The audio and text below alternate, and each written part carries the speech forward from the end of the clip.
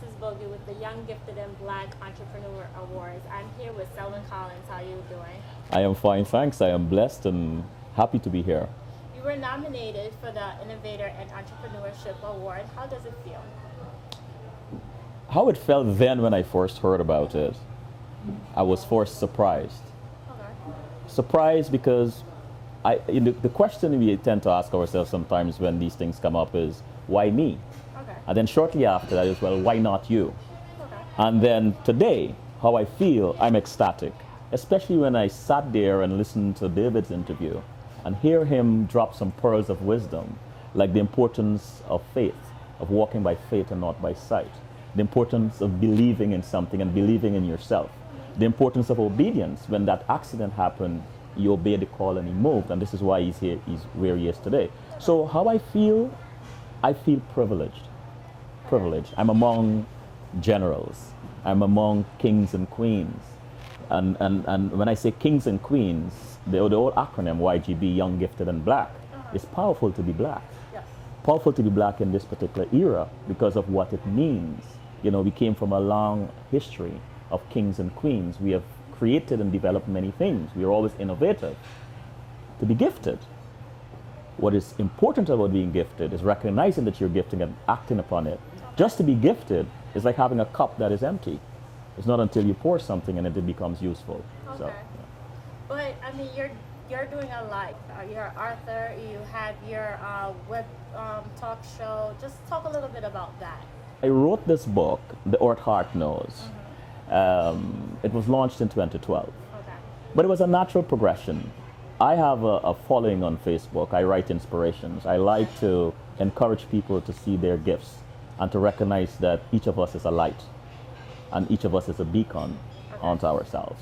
And then a friend of mine one day said, well, you have this ability to speak, to explain things to people and to speak in metaphors naturally. You have to write. I said, well, yes, I was writing a fiction a long time ago, an erotic suspense thriller called Shade of Ebony.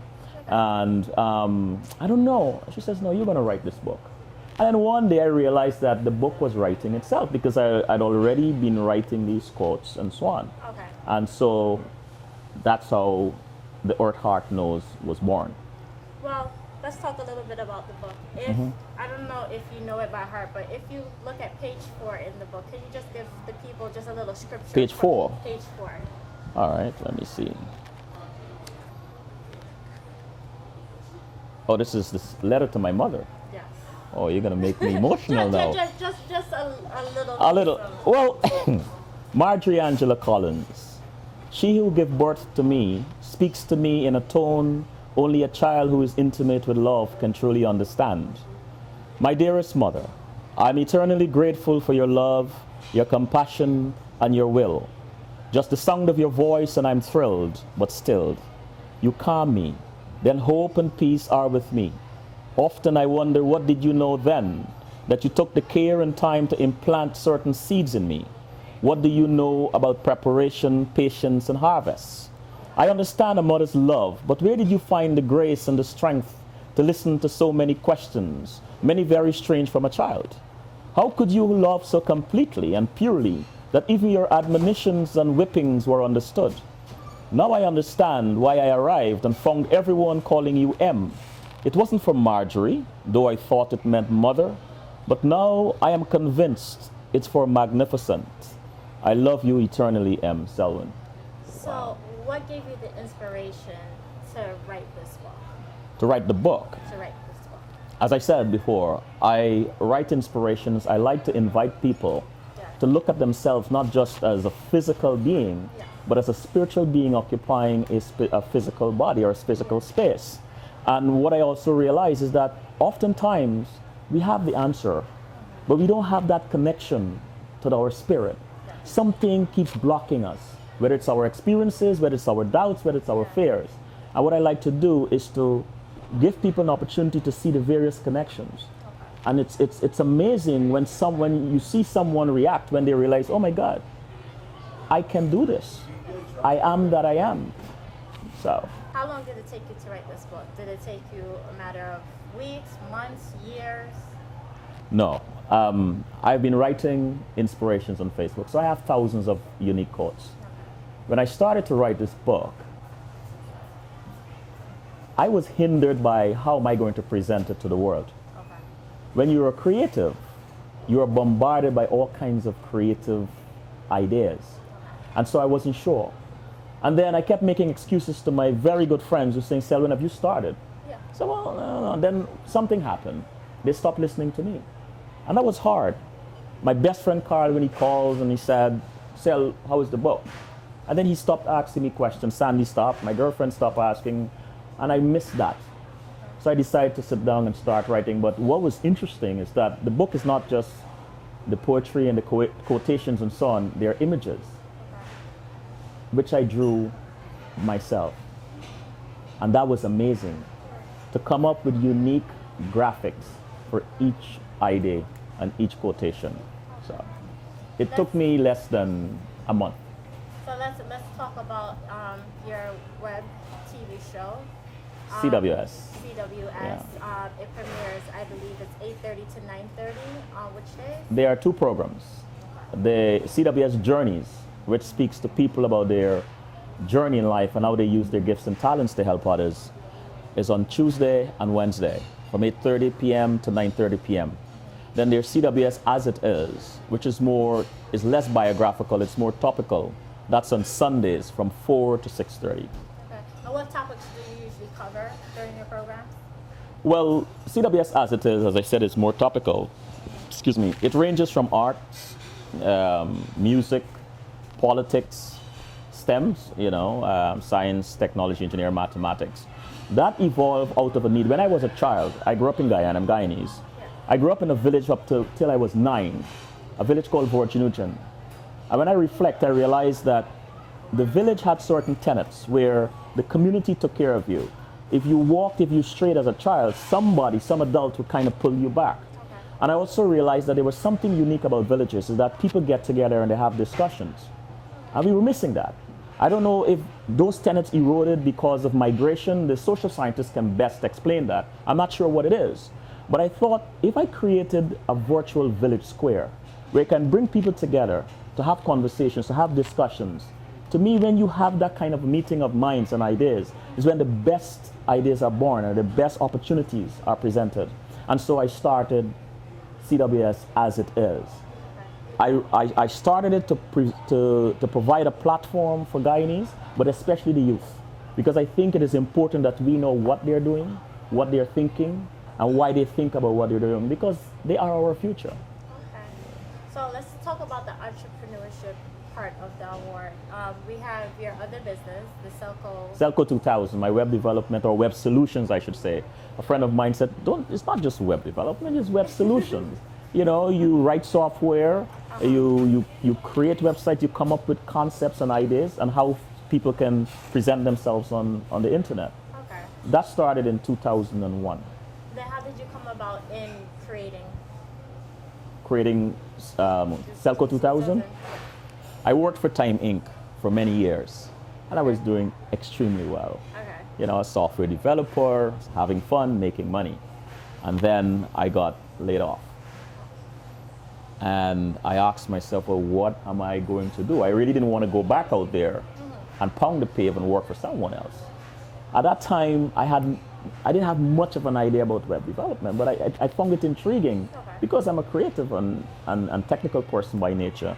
And I got into it. And what I realized as I started doing it, I started getting business. And people would contact me and ask me to do it. And I realized, David alluded to it, it's about relationships. I realized when you have good relationships, it guarantees you a sort of income, because people don't really buy what you do, they buy who you are. So as a web developer, like if I want a website, say that I want to do my business have a website, do you do that type of programming? Oh yes, okay. Oh yeah. So you started from scratch? From scratch. I talk to you, I ask you what is it you really want to do, what is your industry. I have an interview with you. Because I believe that when you create something, you create a product for someone, there should be some synergies like colors, look and feel, presentation. If that person doesn't like it, it will never work for them. But that's my belief. There's a spiritual connection with who you are and what you do, the things, the car you drive, the clothes you wear. So if this is a website that represents your business and you don't have that connection with it, it's not, first you're going to resent it, so you'll be sending the wrong energy towards it and it will never work for you. So I speak with you, find out who you are as a person, find out about your industry, why is it you want this, and then I create around there. Okay, so how does it feel, being an immigrant coming to the United States and starting from, because, usually when you come from another country, they usually try to set you back. And, I'm not sure if they actually set you back or you actually stayed at your right grade or... Well, it's funny you ask that question. I ask this question a lot of some of my guests. Fortunately for me, before I got here, I was well formed. Okay. I went to one of the top schools in the country, and it's a school where it wasn't just based on academics. They groomed you for life. So I came here with certain grounding. I came here with certain understanding. And so I wasn't like someone lost. So it wasn't that jarring for me. I mean, there were some culture shock, yes, because of course you come from an environment which back then was considered so slow compared to where you are. But I eventually adjusted and adapted to my environment. Okay. Yeah. So what does being an entrepreneur means to you? Being an entrepreneur means to me to take next to nothing and create something big, and having the courage to do it, having the will to do it, but also the commitment. Because it's one thing to dream. Dreaming is good. It drives the imagination, and the imagination is the best thing that we have, the best gift God has given to us. Because the imagination can go anywhere. But if all you do is just imagine, then you're just like an empty cup. You have to have that drive and that will and that commitment. This whole thing here, YGB, and I must commend the innovator for this, it started with an idea. Yes. But because of his will and because of his commitment, we are sitting here today having this conversation. So what are the next steps for you? Next steps for me, with CWS, my plan or my vision is to have a large media network throughout the Caribbean and Africa. Okay. All right. I am fortunate that I've started with WebTV, which is where the media outlets are going today, is having television on the web. Okay. What I realize, however, is that our people, the Caribbean people especially, need a voice or need outlets for what they're doing.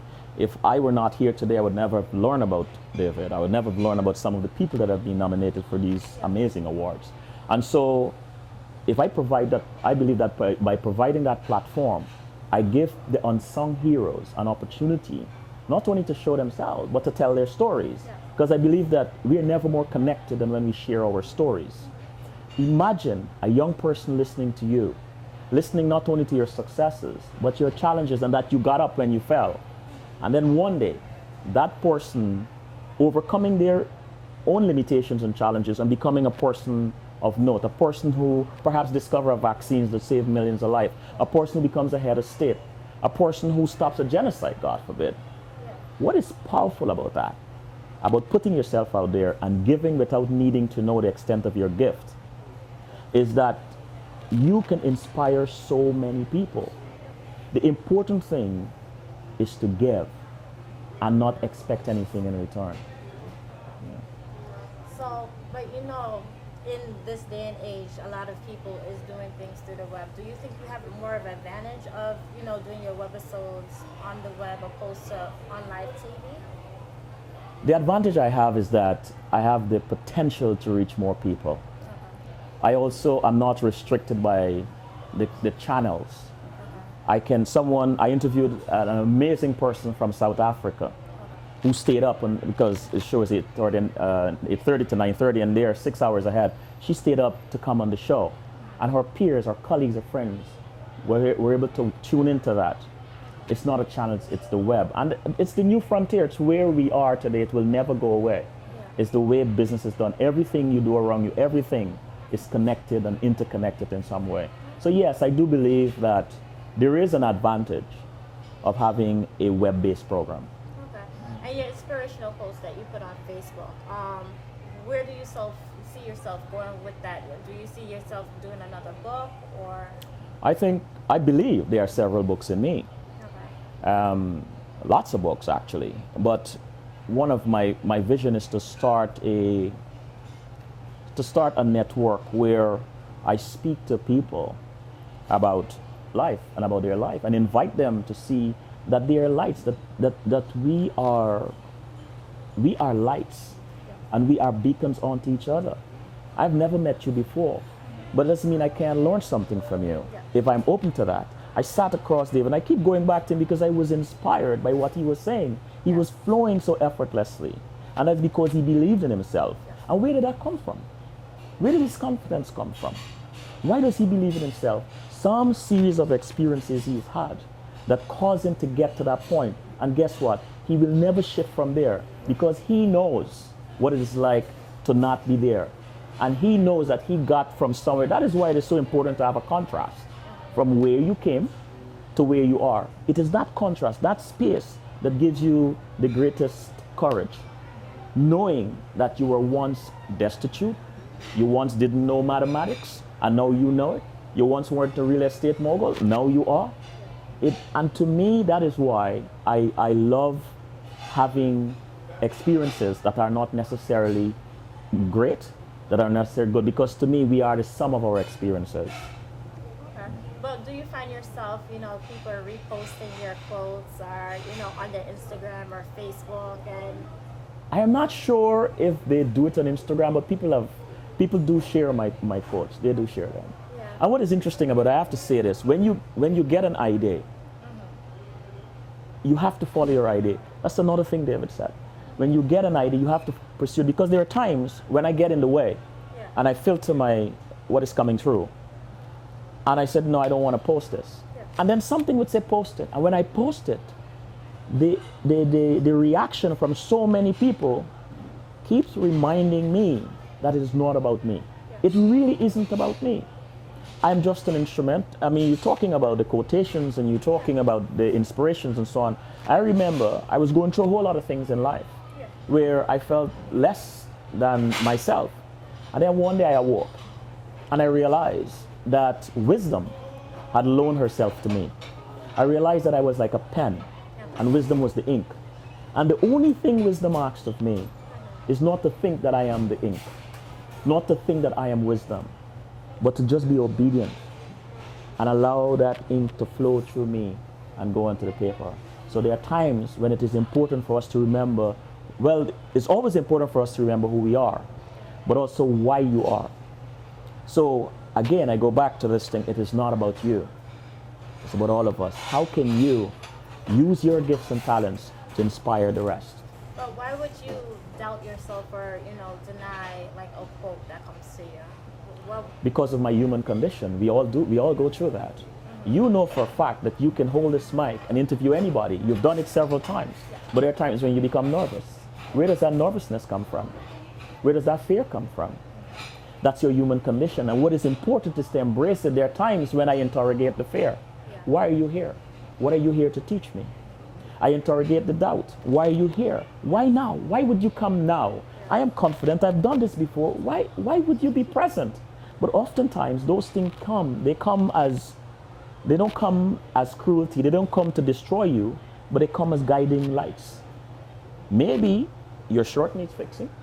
Maybe something is wrong. Maybe somebody's going to come in the room and interrupt. Yeah. But whenever something comes to you, whether it's doubt or fear, don't run. Ask, why are you here? And it will always answer. Well, I want to thank you and continue your success and everything you've been doing and contributing to everyone. Thank you very much.